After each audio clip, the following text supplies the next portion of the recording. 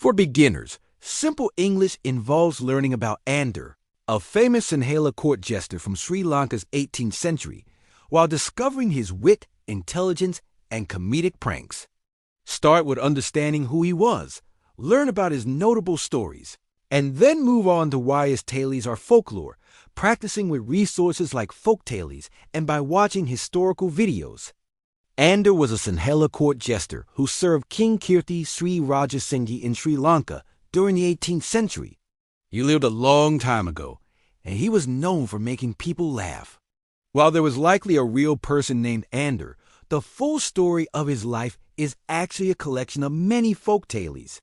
These stories tell about his cleverness, how smart he was, and the funny tricks he played. He entertained the king's ministers, and even the queen with his jokes and pranks. These funny and wise stories are passed down from older people to younger people over many, many years. They are not just for fun. They also teach important lessons. Many stories about Andare show his special traits and characteristics.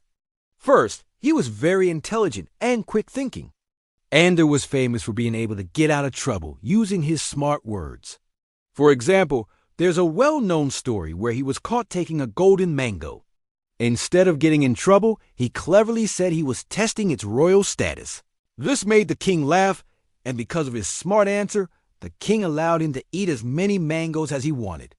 Andare also showed his cleverness when dealing with the queen. In another famous story, the queen wanted to meet Andare's wife. Andare, perhaps not wanting them to meet for some reason, told his wife something funny. He told her that the queen was deaf and that she would need to speak very loudly to her. This shows how he could think fast and make up funny excuses. Many of Andare's stories are about his jester's pranks. Sometimes he even played tricks on the king and his ministers. One story tells how the ministers tried to play a trick on Andare. They all went to a pond and were supposed to bring an egg out of the water. All the ministers easily brought an egg, but Andare was the only one who came back with empty hands. When asked why, he likely had a clever answer, turning the prank back on them. His pranks were always good-hearted and meant to entertain. Beyond just being a jester, Andare was also an accomplished poet. This means he was very good at writing poems.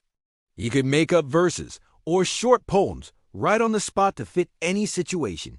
This skill made his jokes and stories even more special and showed his deep understanding of language and humor.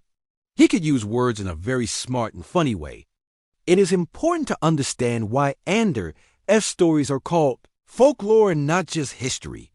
Even though he might have been a real person, there is a lack of historical records about him. In those times, there were no official papers or records for people working as court jesters. So, we don't have old documents proving his exact life or work. The full story of Andare is not one single true account from history. Instead, it is a body of folklore. This means it's a collection of traditional stories that have been passed down orally or by speaking from one generation to the next. This is a common way for traditional storytelling to happen in many cultures.